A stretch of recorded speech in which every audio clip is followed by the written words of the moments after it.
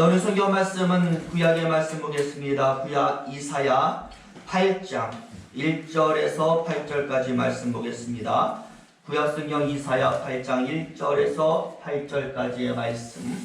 앞에 화면에도 나와 있으니까 우리 자유롭게 성경도 보시고 화면도 보시고 한 목소리로 쭉 읽기에는 좀 길기 때문에 한 절씩 돌아가면서 읽도록 합니다. 제가 먼저 1절의 말씀 읽도록 합니다. 여호와께서 내게 이르시되 너는 큰 석판을 취하여 그 위에 통역 문자로 마헬 살랄 하스바스라 쓰라. 내가 진실한 증인 그 사람 우리아와 열매를 기하여 아들 스가랴를 불러 전문가에 하리라 하시니 내가 내 아내와 동침함에 그가 잉태하여 아들을 낳은지라. 여호와께서 내게 이르시되 그 이름을 마헬 살랄 하스바스라 하라. 이는 이 아이가 내 아빠 내 엄마라 할 줄 알기 전에 다메섹의 재물과 사마리아의 여러분이 아스루 왕의 공인바 될 것이니라. 여호와께서 다시 내게 일러 가라사대 이 백성이 천천히 흐르는 실로와 물을 보내고 루시과 데마리아의 아들을 구하오니 7절과 8절은 같이 있습니다.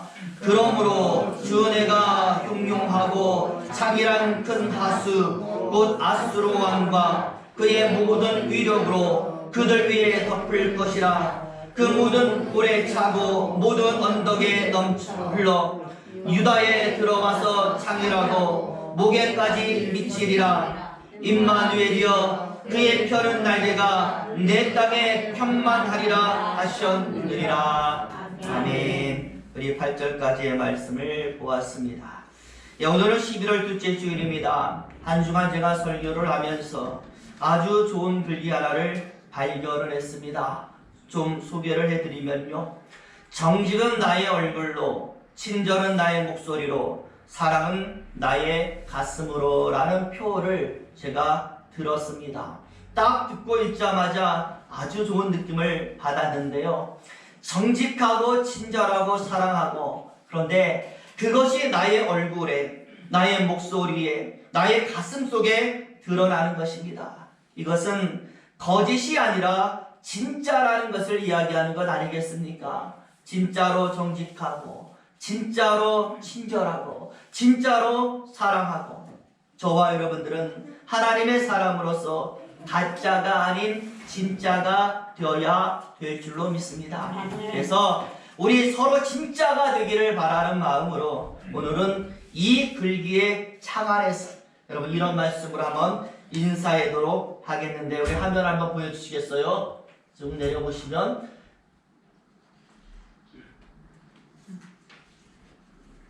여기 나와 있죠. 한번 읽어볼까요? 당신의 얼굴에, 당신의 목소리에 하나님이 보이십니다. 같이 한번 길지만 이걸 한번 인사하게 보도록 하겠습니다. 당신의 얼굴에, 당신의 목소리에 하나님이 보이십니다. 부디 저와 여러분 안에 하나님이 보이시기를 예수 이름으로 축원을 드립니다. 오늘 우리가 이사야 성경의 말씀을 읽었습니다. 성경을 읽다가 갑자기 제가 이 돌고래와 관련한 하나의 이야기가 생각이 났어요. 어떤 이야기냐면 이 돌고래의 종류 가운데 벨루가라는 그런 돌고래가 있습니다. 남미 쪽에 사는 돌고래인데요. 아주 예쁜 하얀색, 이 하얀색 돌고래가 바로 벨루가라는 돌고래입니다. 그런데 어떤 일이 있었느냐? 중국의 하얼빈에 바로 이 돌고래 벨루가와 함께하는 다이빙 대회를 연 적이 있어요. 유독 이 사람을 잘 따르니까 이 사람을 잘 따르는 벨루가의 특성을 살려서 아주 깊고 커다란 그리고 투명한 수영장을 인위적으로 하나 만드는 겁니다. 그리고는 그 안에다 벨루가를 풀어놓고 이제 사람이 딱 들어가서 밑바닥까지 산소통 없이 아주 깊게 내려가는 것이죠. 그래가지고는 숨을 오래 참고 벨루가와 함께 올라오는 대회를 연 것이에요. 누가 승리하겠습니까? 가장 오래 숨을 참는 기록을 가진 자가 승리하지 않겠습니까? 한 참가자가요, 참 이상한 일을 겪었어요. 어떤 일이냐면 이 사람이 수영장 바닥까지 쭉 내려갔어요. 정말 오랫동안 숨을 참고 기록을 딱 세웠습니다. 그런데 이 갑자기 옆에 있던 벨루가가 이 남자의 다리를 무는 거예요. 그리고는 이 남자를 막 끌고 가는 것이죠. 그러니 이 밖에서 이것을 지켜보던 사람들은 난리가 난 겁니다. 벨루가가 이 남자를 해치려고 하는 겁니다. 그래가지고요 막 구조하려고 사람들이 막 물에 뛰어들고 그랬거든요. 근데 나중에 이야기를 들어보니까 이 사람이 숨을 더 이상 참을 수가 없어서 올라오려고 하는데 갑자기 다리에서 뭐가 나요? 쥐가 나서 움직일 수가 없는 겁니다.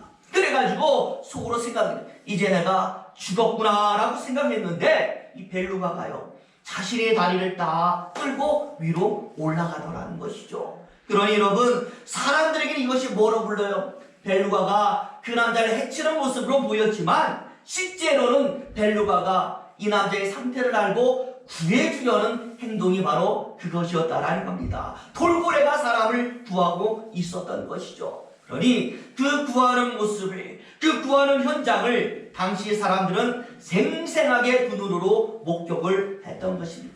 저는 이것이 바로 성경을 바라보는 우리의 모습이 아닌가라는 생각을 해보았습니다. 왜냐하면 저와 여러분 성경의 목적이 무엇입니까? 저는요 하나님의 뜻을 우리에게 알려주어서 우리를 살리는 것, 이게 바로 성경이 주어진 목적이라고 생각을 합니다. 그렇기 때문에 사람을 살리는 하나님의 모습, 바로 그 모습을 성경이라는 기록물을 통해서 우리가 생생하게 보는 거예요.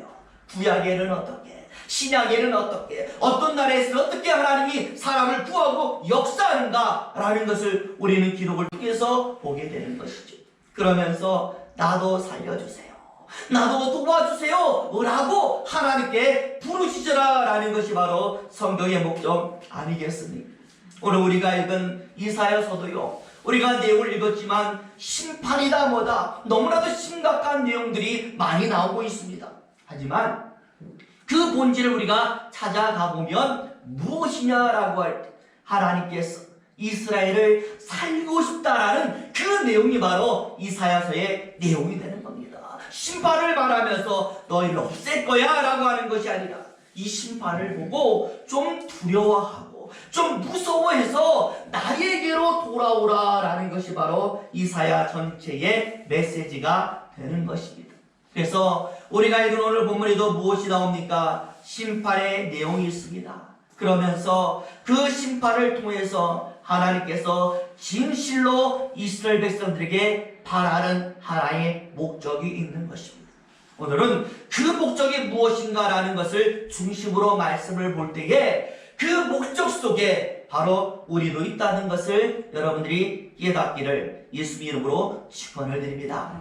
먼저 오늘 본문의 메시지를 보기 위해서는요 이보다 앞에서 일어난 하나의 사건을 먼저 우리가 살펴보아야 합니다. 여러분 바로 앞에 7장에 보면은요 어떤 내용이 나와 있는가? 하나님께서 아하스라고 하는 당시 유다를 다스리는 왕에게 왕림을 하는 거예요. 그런데 직접 왕림하시는 것은 아니고 선지자 이사야를 통해서 아하스와 말씀을 하는 것이죠. 이게 뭐와 똑같은가 하면은요 우리가 나가서 외국인을 만났어요. 근데 외국 사람과 대화를 하고 싶습니다. 영어를 잘하면 문제가 없는데 영어를 못하면 어떻게 해야 되겠어요? 중간에 영어를 잘하는 사람을 딱 대동하고 통역을 붙여가지고 대화하는 것이 저와 여러분의 대화의 방법이에요. 오늘도 본문도 마찬가지입니다. 하나님과 아하스가 직접적으로 말하는 게 아니라 누구를 중간에 세웁니까?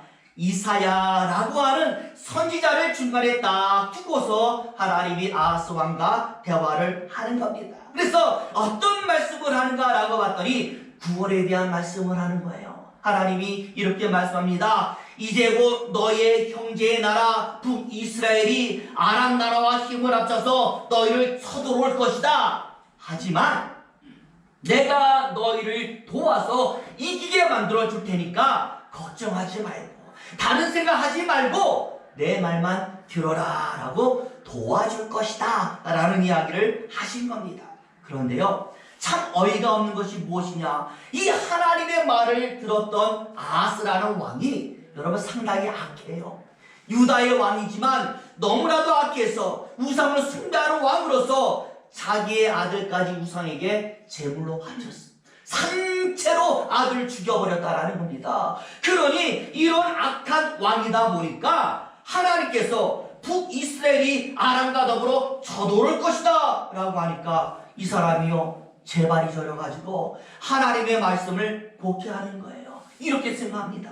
야, 내가 그동안 우상을 숭배하고 악한 일 했다고 누가 하나님이 나에게 벌을 주시는구나, 내 행동에 대해서 원수 갚으시는 것이나 이렇게 생각을 하더니 앞에서 쳐들어올 것이다 라고 하는 말만 들리고요, 뒤에 있는 도와줄 것이다, 내가 이기게 할 것이다, 이런 말은 전혀 들리지를 않았던 겁니다. 그러니 더 들어봤자 어떤 말만 들어요? 자꾸만 나쁜 말만 들을 것이 분명하니까 이 사람이 더 이상 하나님의 말을 듣지 않고 내가 더 이상 하나님과 말하는 건 무서워 죽겠어요 라고 말하면서 선자 이사야를 쫓아내게 된 겁니다. 그리고는 어떻게 했느냐, 곧바로 하나님을 버리고 아수르로 도르륵 달려가서 도와주세요 라고 도움을 청한 것이죠. 하나님 보란 듯이 아수르의 군대를 자기 나라에 끌어들인 것입니다. 누구를 거부한 거예요? 하나님의 도움을 거부하고 이방 나라 아수르의 도움을 그렇게 얻게 된 것입니다. 그러다 보니 하나님 입장에서는 얼마나 황당하겠습니까? 자기 알려주고 도와주겠다라고 했는데도 불구하고 그의 말을 듣지 않으니까 하나님이 진노하셔서 그 분노로 인하여 나타난 예언이 오늘 본문의 예언이 되는 거예요. 하나님을 버린 유다에게 있게 되는 하나의 사건, 아수르를 택한 유다에게 있게 되는 하나의 환상, 이게 무엇이냐라고 할 때 오늘 설교 제목입니다. 마헬 살랄 하스바스. 굉장히 발음하기 쉽지 않죠. 마헬 살랄 하스바스라고 불려지는 징조의 예언을 알려진 것이죠. 그래서 오늘 본문을 보니까 그 내용이 두 가지로 예언되고 있습니다. 하나는 당사자 유다를 향한 심판이 하나 나와 있고, 또 하나는 하나님의 백성인 유다를 쳐들어온 북이스라엘과 아람을 향해서도 심판하는 내용, 이게 두 가지로 되어 있는 거예요. 자, 그럼 어떤 내용인지 우리 한번 보시면은요, 1절 말씀 우리 같이 한번 읽어보겠습니다. 1절 말씀 보여주시죠. 읽겠습니다. 시작. 여호와께서 내게 이르시되 너는 큰 석판을 취하여 그 위에 통영 문자로 마헬 살랄 하스바스라 쓰라. 아멘. 여기 보니까요, 문자 하나를 석판에다 써라 라고 말씀을 하셨어요. 그 문자가 무엇입니까? 마헬 살랄 하스바스. 해석을 해보니까요, 노약이 신속하고 약탈이 급속하다 라는 뜻을 가지고 있어서 쳐들어오는 북이스라엘과 아람이 아주 급속하게, 아주 신속하게 쳐들어오다 보니까 바람과 같이 완벽하게 유다가 탈취당하는 겁니다. 약탈당하는 겁니다. 굉장히 어려운 상황에 처할 것이라는 것을 예언을 했던 겁니다. 그런 다음에 또 하나는 무엇입니까? 새로 아이가 태어났어요. 그런데 그 태어난 아이의 이름도 무엇으로 하라? 마헬 살랄 하스바스. 그러면서 하나님께서 한 마디 더 붙입니다.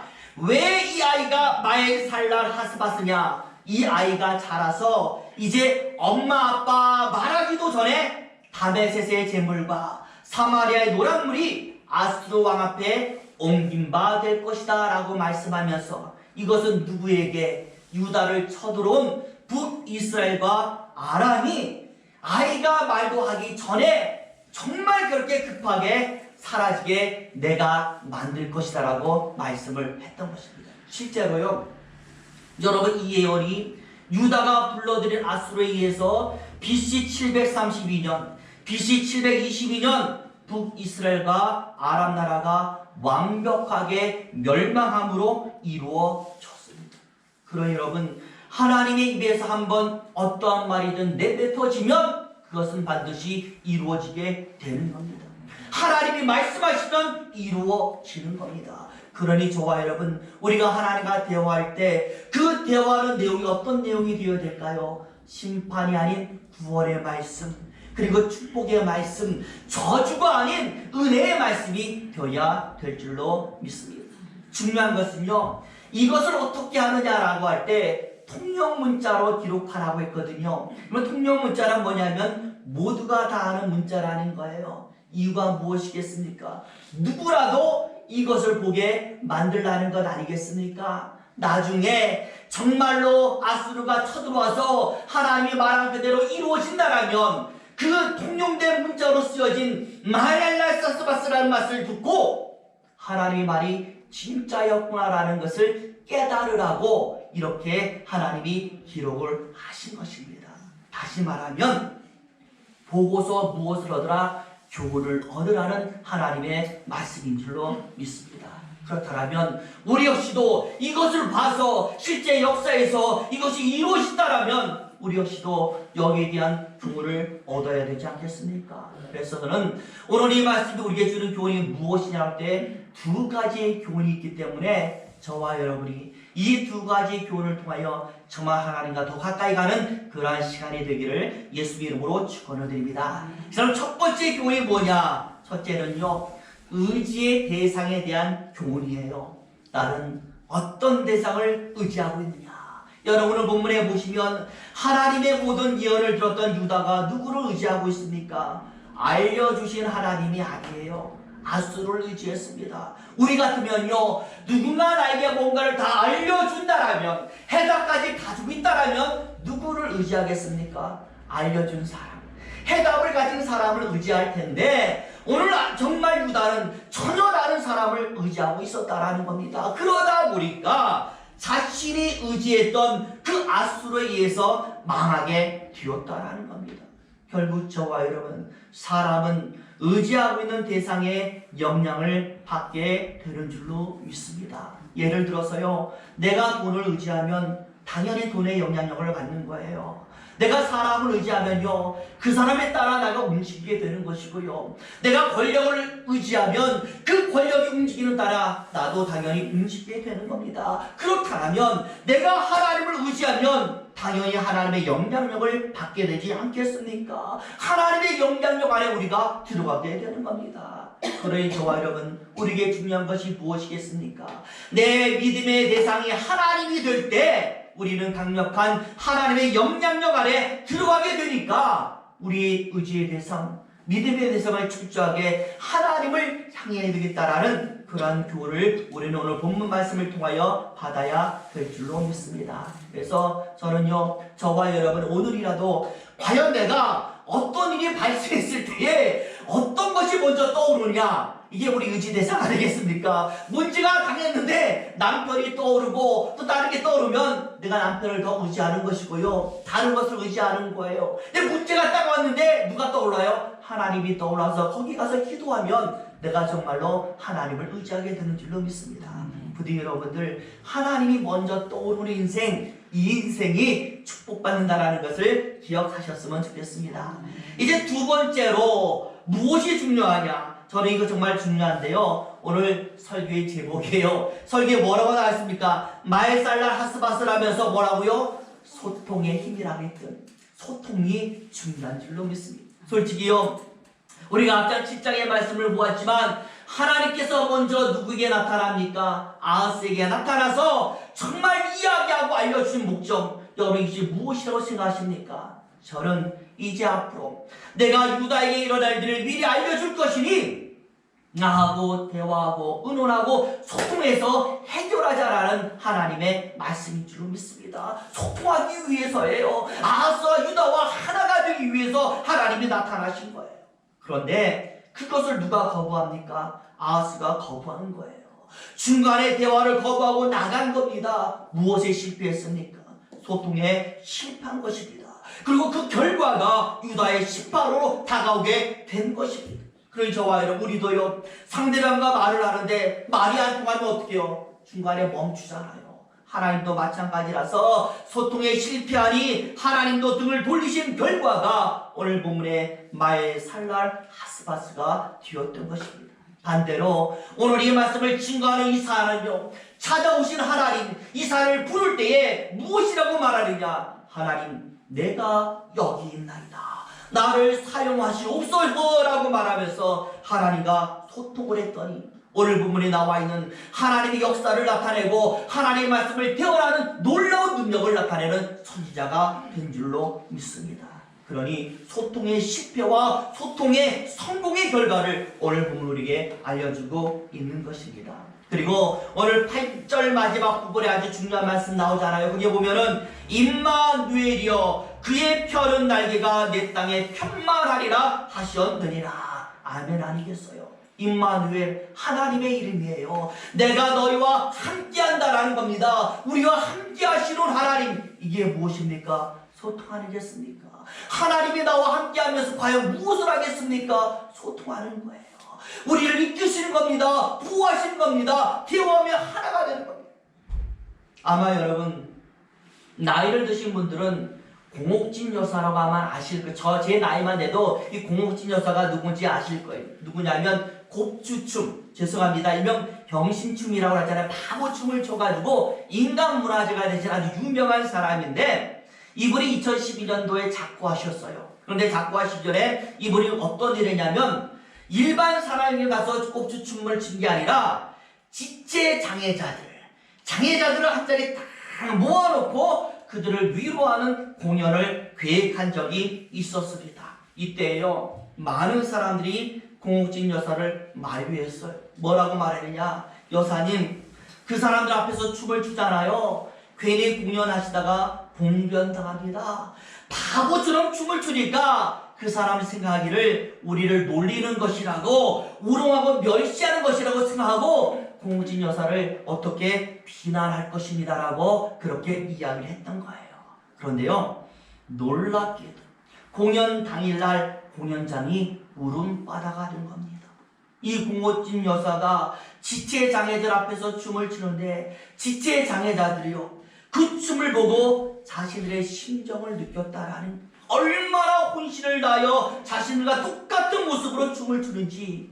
공옥진 여사가 울 때는 자기가 웃는 것 같았고 웃을 때는 자기가 웃는 것 같다라는 거예요. 그러다 보니 공옥진 여사가 춤을 출 때에 자기도 자유를 느끼고 정말 빛이 웃고 울다 보니까 그 무대가 하나의 마음으로 소통이 되었다라는 겁니다.